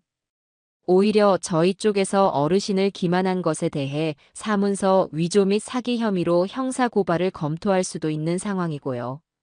소희 씨는 그들이 집을 담보로 불법 대출을 받은 내역서까지 꺼내 보였어요. 그것을 보는 순간 아들 내외의 얼굴은 새하얗게 질리다 못해 잿빛으로 변해갔습니다. 모든 것이 끝났다는 것을 그들도 깨달았겠죠. 저는 자리에서 일어나 작은 창고 열쇠 하나를 테이블 위에 올려놓았습니다. 너희들의 과거는 저 상자 안에 들어있다. 하지만 너희의 미래는 저 안에 없지. 이제부터는 너희들 힘으로 직접 만들어 가거라. 그것이 내가 너희에게 주는 마지막 가르침이다. 그리고 저는 현관문을 활짝 열었습니다. 더 이상 볼 일이 끝났다는 뜻이었죠. 아들은 그 자리에 주저앉아 통곡했지만 며느리는 마지막 남은 자존심인지 도끼 서린 눈으로 저를 한번 쏘아보고는 밖으로 나가버렸어요. 아들도 곧 아내를 따라 비틀거리며 집을 나섰습니다. 저는 그들의 뒷모습을 향해 굳게 문을 닫았습니다. 쾅 하는 소리와 함께 길고 길었던 악연이 마침내 끝나는 소리가 들렸습니다. 그들이 폭풍처럼 휩쓸고 간 후 집 안에는 다시 깊은 고요가 찾아왔어요. 저는 며칠 동안 알아누웠습니다. 몸이 아픈 것이 아니라 마음이 아팠죠. 제 손으로 자식과의 연을 끊어냈다는 사실이 아무리 애써 외면하려 해도 무거운 돌덩이처럼 가슴을 짓눌렀습니다. 하지만 시간이 약이라는 말처럼 하루하루 강변을 걷고 문화센터에서 사람들과 어울리며 제 마음의 상처도 조금씩 아물어갔어요. 그러던 어느 날 소희 씨가 저녁거리를 사들고 제 집을 찾아왔습니다. 그녀는 이제 단순한 법률 대리인이 아니라 제게는 손녀딸 같은 존재가 되었죠. 어르신 식사는 하셨어요? 제가 어르신 좋아하시는 추어탕 사왔는데 같이 드세요. 그녀와 마주 앉아 저녁을 먹으며 저는 그동안 애써 묻어두었던 질문을 꺼냈습니다. 소희 씨, 그 아이들은 어떻게 지내는지 혹시 아는 거 있소? 소희 씨는 잠시 숟가락을 내려놓고 조금은 안타까운 표정으로 입을 열었어요. 제가 그 후로 알아보니 상황이 많이 안 좋은 것 같더라고요. 어르신 집을 담보로 받았던 대출금이 생각보다 훨씬 더 많았어요. 은행에서는 집이 매각된 사실을 알고 바로 대출금 전액 상환을 요구했고요. 아마 두 사람 명의로 된 다른 재산들도 전부 압류가 들어갔을 거예요. 그랬구나. 그리고 아드님 사업도 사실상 전부 사기였다고 해요. 그럴듯한 사무실만 차려놓고 투자자들에게 돈을 받아 돌려막기를 하던 거였더라고요. 믿었던 동업자는 마지막에 남은 돈까지 전부 챙겨서 해외로 도망갔고요.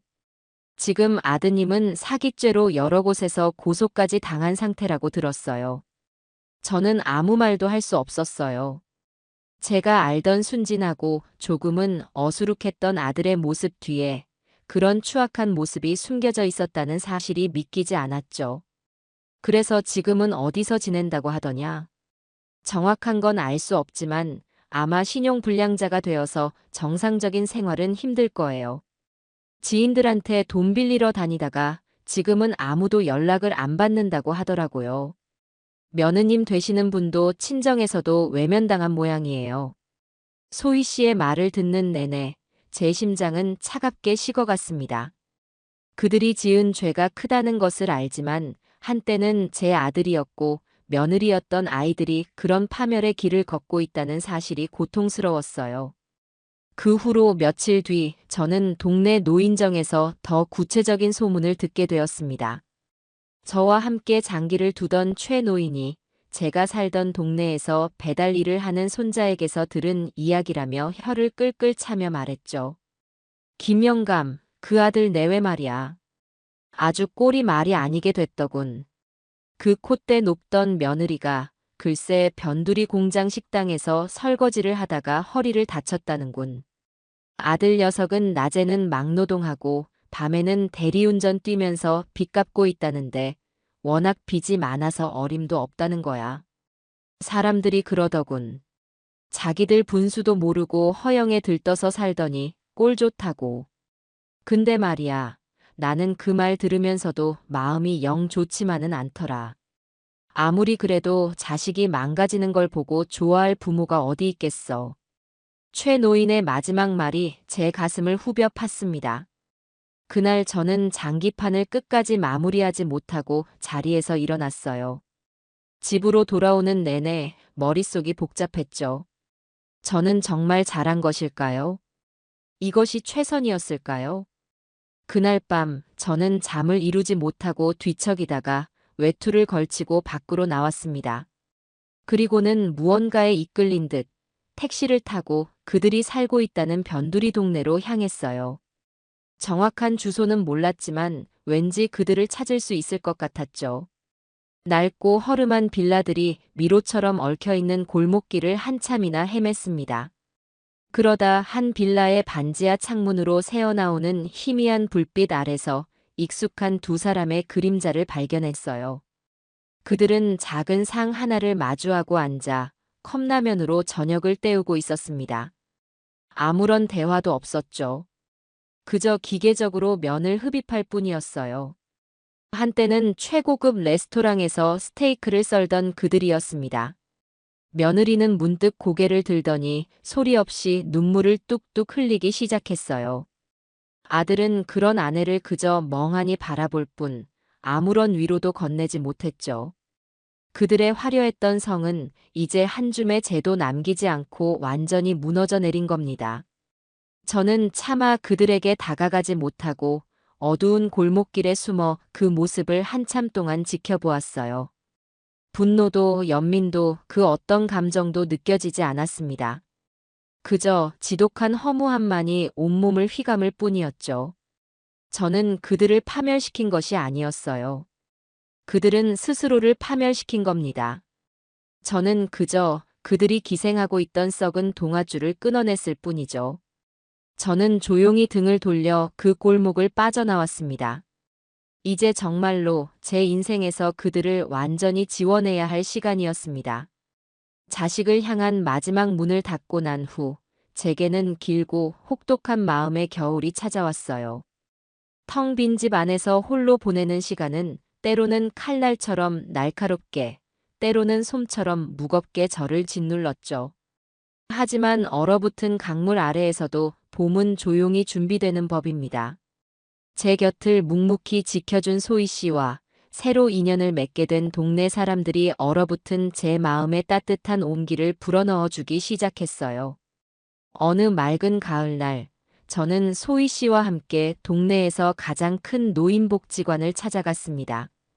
집을 정리하고 남은 돈의 일부를 저보다 더 어렵고 외로운 어르신들을 위해 쓰는 것이 옳다고 생각했기 때문이죠. 이것은 단순한 기부가 아니라 제 삶의 방향을 바로 세우는 의식과도 같은 것이었어요. 어르신, 정말 괜찮으시겠어요? 적은 돈이 아닌데. 차 안에서 소희 씨가 걱정스러운 듯 물었어요. 저는 창밖을 바라보며 담담하게 대답했죠. 그 돈은 내 손에 오래 쥐고 있을수록 나를 병들게 할 뿐이요. 원래 있어야 할 좋은 곳으로 흘려보내는 것뿐이야. 그래야 내 마음의 빚도 조금이나마 덜 수 있을 것 같고. 복지관의 관장님은 제 갑작스러운 방문에 어리둥절해하면서도 저희를 따뜻하게 맞아주었습니다. 저는 관장님의 안내를 받아 복지관 구석구석을 둘러보았어요. 낡은 시설, 부족한 일손 속에서도 그곳의 어르신들은 서로 의지하며 밝은 웃음을 잃지 않고 계셨죠. 점심시간이 되자 수십 명의 어르신들이 무료 급식을 먹기 위해 길게 줄을 서는 모습을 보았습니다. 그 행렬 속에서 저는 문득 제 아들 녀석의 텅 빈 눈동자를 떠올렸어요. 풍족함 속에서도 영혼이 굶주렸던 그 아이와 가난 속에서도 온기를 나누는 이분들의 모습이 겹쳐지면서 가슴 한구석이 아려왔습니다. 저는 그 자리에서 어르신들의 겨울나기를 위한 난방비와 급식의 질을 높이기 위한 식자재비로 써달라며 준비해 간 봉투를 건넸어요. 관장님은 제 손을 붙잡고 몇 번이고 고맙다고 고개를 숙였죠. 오히려 부끄러운 것은 저였습니다. 작은 나눔으로 이렇게나 큰 감사를 받게 되다니요. 복지관을 나서는데 등 뒤로 쏟아지는 어르신들의 따뜻한 박수 소리에 저도 모르게 눈시울이 뜨거워졌습니다. 돌아오는 길에 저는 소희 씨에게 또 다른 봉투 하나를 건넸어요. 이건 아가씨에게 주는 내 선물이요. 네. 어르신, 저한테는 아무것도 안 해주셔도 괜찮아요. 정말이에요. 선물이 아니라 투자라고 해두지. 아가씨의 빛나는 미래를 위한 나의 첫 번째 투자. 얼마 전에 들으니 아직도 학자금 대출이 많이 남아있다고 하지 않았소? 이걸로 다 갚아버리고 이제는 빚 걱정 없이 훨훨 날아오르시오. 봉투 안에는 그녀의 남은 학자금 대출 원금을 훌쩍 넘는 액수의 돈이 들어있었습니다. 그녀는 손사래를 치며 극구 사양했지만 저는 단호했어요. 이건 내가 아가씨에게 진 마음의 빚을 갚는 것이기도 하오. 아가씨가 아니었다면 나는 여전히 어둠 속에서 홀로 분노하며 망가져가고 있었을 게야. 그러니 군말 말고 받으시오. 이건 명령이야. 제 고집에 소희 씨는 결국 눈물을 글썽이며 봉투를 받았습니다.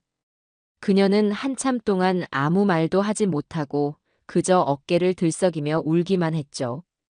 그 눈물은 그녀가 그동안 홀로 감당해왔을 삶의 무게를 조금이나마 덜어냈다는 안도의 눈물이었을 겁니다. 저는 묵묵히 그녀의 어깨를 토닥여 주었어요. 누군가에게 이토록 큰 기쁨과 위로를 줄 수 있다는 사실이 제게는 더 큰 기쁨으로 다가왔습니다. 그 후 제 삶에는 새로운 도전이 시작되었어요. 노인복지관에 갔을 때 많은 어르신들이 스마트폰 사용을 어려워하는 것을 보았거든요. 저 역시 마찬가지였고요. 그래서 동네 문화센터에서 열리는 어르신 스마트폰 교실에 등록했습니다. 처음에는 손가락만 한 화면 속 작은 글씨들과 외계어 같은 용어들 때문에 고생도 많이 했죠. 어르신, 그건 와이파이 버튼이 아니라 데이터 버튼이에요. 그거 계속 켜놓으시면 요금 폭탄 맞으세요. 젊은 강사의 외침에 교실 안의 노인들은 다 함께 웃음을 터뜨렸어요. 저 역시 얼굴이 빨개졌지만 창피하지는 않았습니다. 모르는 것을 배우는데 나이가 무슨 상관일까요? 저는 누구보다 열심히 수업을 들었고 쉬는 시간에도 강사님을 붙잡고 질문을 쏟아냈죠. 그러다 스마트폰으로 동영상을 찍고 간단하게 편집하는 법까지 배우게 되었어요. 제가 찍은 첫 작품은 저희 집 베란다에서 바라본 해 진력강의 풍경이었습니다. 서툴게 자막도 넣어보고 배경음악도 깔아보았죠. 완성된 영상을 소희 씨에게 메시지로 보내주니 잠시 후 감탄이 가득한 답장이 돌아왔어요. 어르신, 완전 영화 같아요. 정말 어르신이 직접 만드신 거 맞아요? 너무 멋져요. 그 칭찬 한마디에 저는 어린아이처럼 가슴이 두근거렸습니다. 그날 밤 저는 문득 이런 생각을 했어요. 나의 이 소소한 일상과 살아오면서 얻은 작은 지혜들을 다른 사람들과 나눠보면 어떨까? 손주에게 들려주지 못했던 옛날 이야기, 젊은 사람들에게는 알려주고 싶은 인생의 교훈 같은 것들을 영상으로 만들어서 말이에요. 유튜브라는 것이 바로 그런 것이라고 들었습니다. 새로운 세상과 소통하는 창구. 제 인생의 마지막 장을 그렇게 한번 장식해보는 것도 나쁘지 않겠다는 생각이 들었죠. 새로운 목표가 생기자 제 삶은 더욱 활기로 가득 찼습니다. 문화센터에서 만난 최노인, 박노인 같은 친구들과는 이제 막역한 사이가 되었어요. 저희는 주말마다 함께 가까운 산으로 등산을 다녔습니다. 허허, 김영감. 아직 정정하구먼. 이 가파른 길을 쉬지도 않고 올라오다니. 이 정도 가지고 뭘 그러시오. 최 영감님이야말로 날아다니시는데. 산 정상에 올라 각자 싸온 김밥과 막걸리를 나눠 마시며 세상 돌아가는 이야기를 나누는 시간은 무엇과도 바꿀 수 없는 즐거움이었어요. 땀 흘리고 마시는 막걸리 한 사발에 세상의 모든 시름이 다 씻겨나가는 기분이었죠. 우리는 서로의 아픈 과거를 묻지 않았습니다. 그저 지금 함께하는 이 순간의 즐거움과 앞으로 살아갈 날들의 건강을 이야기할 뿐이었죠. 고독한 섬이었던 저는 어느새 우리라는 따뜻한 군도에 속하게 된 겁니다. 그들과 함께 웃고 떠드는 동안 제 마음속 깊은 곳에 자리 잡고 있던 자식에 대한 상처와 어두운 그늘도 따스한 가을 햇살 아래 눈 녹듯 스르르 사라져가고 있었습니다. 계절이 바뀌고 옷깃을 여미게 하는 찬바람이 불기 시작할 무렵이었어요. 그날은 문화센터서의 수업을 마치고 집으로 돌아오는 길이었습니다. 아파트 1층 로비의 소파에 낯익지만 너무나도 낯설어진 한 남자가 고개를 푹 숙인 채 앉아 있었죠. 입고 있는 작업복은 흙먼지로 더러워져 있었고 몇 달 사이에 반쪽이 된 듯한 얼굴은 거친 수염으로 뒤덮여 있었습니다. 제 아들 태우였어요. 저는 순간 그 자리에 얼어붙은 듯 멈춰 섰습니다. 심장이 철렁 내려앉았죠. 저를 발견한 녀석이 비틀거리며 자리에서 일어나 제게로 다가왔습니다. 그리고는 아무런 말도 없이 제 앞에 털썩 무릎을 꿇었어요. 로비를 지나가던 몇몇 이웃들이 놀란 눈으로 우리를 쳐다보았지만 녀석은 아랑곳하지 않았습니다. 아버지. 녀석의 목소리는 갈라지고 쉬어 있었어요. 제가 왔습니다, 아버지.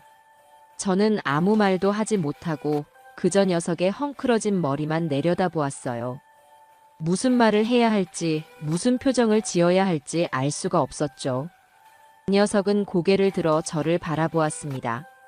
한때는 허영과 거짓으로 가득 차 있던 그 눈은 이제 텅 비어 껍데기만 남은 듯 공허했어요. 그 눈에서 굵은 눈물 방울이 뚝뚝 떨어져 시멘트 바닥을 적시기 시작했습니다. 아버지, 제가 정말 잘못했습니다. 제가 죽일 놈입니다. 아버지를 그렇게 내쫓고 아버지 등 뒤에서 그런 끔찍한 짓을 저지르고. 저는 사람도 아닙니다, 아버지. 녀석은 말을 잇지 못하고 아이처럼 목 놓아 울기 시작했어요. 진심이었습니다. 지난번 제 집으로 찾아와 악을 쓰던 때와는 완전히 다른 뼛속 깊은 곳에서부터 우러나오는 진짜 후회의 눈물이었죠. 일어나거라. 여기서 이럴 게 아니다. 저는 녀석의 팔을 잡아 일으켜 세웠습니다. 녀석의 몸은 나뭇가지처럼 가늘고 힘없이 제게 이끌려왔어요. 저는 녀석을 데리고 집으로 올라왔습니다. 집 안에 들어선 녀석은 모든 것이 제자리인 듯 평온한 집의 풍경과 창밖으로 보이는 아름다운 강의 모습을 보며 다시 한번 눈물을 터뜨렸죠. 제가 아버지에게서 이 모든 것을 빼앗으려고 했습니다. 저는 녀석을 식탁 의자에 앉히고 말없이 부엌으로 향했어요. 그리고 쌀을 씻어 밥을 안치고 냉장고에 있던 재료들을 꺼내 능숙하게 저녁을 차리기 시작했죠. 지글지글 기름에 두부를 부치는 소리, 보글보글 김치찌개가 끓는 냄새가 어색한 침묵을 채웠습니다. 녀석은 그저 고개를 숙인 채 제 모든 행동을 지켜보고만 있었어요. 따뜻한 밥과 김이 모락모락 나는 찌개, 그리고 계란말이와 김치. 소박하지만 정성이 담긴 밥상을 녀석 앞에 차려주었습니다. 먹어라. 아버지, 저는 이거 먹을 자격이 없습니다. 자격 같은 소리 하지 마라. 나는 지금 죄인에게 밥을 주는 것이 아니라 내 아들에게 밥을 차려주는 것이다. 아무리 네가 밉고 네가 저지른 짓이 용서가 안 되어도 네가 굶는 꼴은 못 보겠다. 그러니 먹어라. 제 말에 녀석은 더 이상 거절하지 못하고 떨리는 손으로 숟가락을 들었어요. 그리고는 밥 한 술을 입에 넣고는 짐승처럼 서럽게 울기 시작했습니다. 밥알과 눈물이 뒤섞여 녀석은 한참 동안 음식을 삼키지도 뱉지도 못했죠. 저는 그저 묵묵히 녀석이 그 모든 것을 쏟아낼 때까지 기다려 주었습니다. 한참의 시간이 흐르고 녀석이 조금 진정이 되었을 때 저는 조용히 물었어요. 그 사람은 어떻게 되었냐? 정미요? 이혼했습니다. 자기는 이런 지옥에서 더는 못 살겠다고 위자료 한 푼 안 받고 도망치듯 떠났어요. 친정으로 갔는지 다른 남자를 만났는지 이젠 저도 모릅니다. 녀석은 텅 빈 눈으로 허공을 바라보며 말했어요. 모든 것을 잃은 사람의 표정이었죠. 저는 이제 어떻게 해야 할지, 어떻게 살아야 할지 정말 하나도 모르겠습니다, 아버지. 그냥 죽고 싶은 생각밖에 안 들어요. 저는 녀석의 맞은편에 앉아 그의 눈을 똑바로 쳐다보며 말했습니다. 죽는 것은 가장 쉬운 도망일 뿐이다. 진정한 속죄는 네가 망가뜨린 너의 인생을 네 손으로 다시 일으켜 세우는 것에서부터 시작되는 게야. 제가 할 수 있을까요? 저 같은 놈이. 돈은 단 한 푼도 줄 수 없다. 돈은 너를 더 깊은 구렁텅이로 밀어넣을 뿐이라는 것을 이제는 너도 알겠지. 대신 내가 너에게 다른 것을 주겠다. 내 힘으로 땀 흘려 돈을 버는 법, 그리고 쓰러져도 다시 일어서는 법을 가르쳐 주마. 저는 잠시 말을 끊고 제 거칠어진 손을 테이블 위에 올려놓았어요. 내가 젊었을 적에 공사판에서 페인트 칠을 했다. 여름에는 땀으로 목욕을 하고 겨울에는 손이 얼어붙어 감각도 없었지. 그때 배운 기술이다. 내가 아는 사람 중에 아직도 그 일을 하는 친구가 있다. 내일부터 너는 그 친구 밑으로 들어가서 맨 밑바닥부터 다시 배워라. 먼지를 뒤집어 쓰고 손톱 밑에 페인트가 낄 게다. 매일 밤 온몸이 쑤시고 아파서 잠도 못 잘 게야. 하지만 그렇게 한 달을 버티고 내 손에 첫 월급을 쥐게 되면 너는 비로소 알게 될 게다. 진짜 돈의 가치와 살아있다는 것의 의미를. 할 수 있겠냐? 제 제안에 녀석은 한참 동안 말이 없었습니다. 화려했던 과거를 생각하면 차마 받아들이기 힘든 제안이었겠죠. 하지만 녀석은 이내 눈물을 닦고 저를 보며 아주 천천히 그리고 힘겹게 고개를 끄덕였습니다. 그것은 녀석의 인생에서 스스로의 의지로 내린 첫 번째 진짜 선택이었을 겁니다. 그 후 제 삶에는 또 하나의 새로운 일과가 추가되었어요. 바로 실버라이프 김영식이라는 이름의 유튜브 채널을 운영하는 것이었죠. 소희 씨의 도움을 받아 채널을 개설하고 서툰 솜씨로 첫 영상을 올렸습니다. 별다른 내용도 아니었어요. 그저 저희 집 베란다의 작은 텃밭에 심은 상추와 고추에 물을 주는 아주 평범한 일상을 담은 영상이었죠. 어르신, 이렇게 올리기만 하면 정말 누가 보긴 하는 거예요? 허허, 그러게나 말이오. 그래도 믿져야 본전 아니겠소. 그런데 신기한 일이 벌어졌습니다. 며칠 뒤 확인해 보니 몇백 명이나 되는 사람들이 제 영상을 본 것은 물론이고 그 아래에 따뜻한 댓글들을 남겨주었던 거죠. 할아버님, 영상 보고 마음이 너무 평화로워졌어요. 저희 할아버지 생각나네요. 와, 베란다 텃밭을 저렇게 잘 가꾸시다니. 비결이 뭔가요? 다음 영상도 기대할게요. 저도 오늘부터 상추 한번 키워봐야겠어요. 할아버님 파이팅!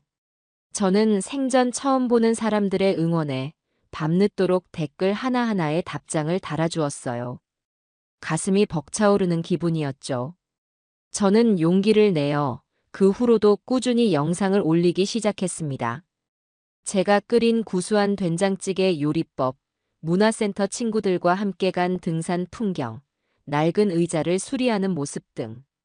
제 소소한 일상은 누군가에게는 따뜻한 위로와 새로운 도전이 되어주고 있었습니다.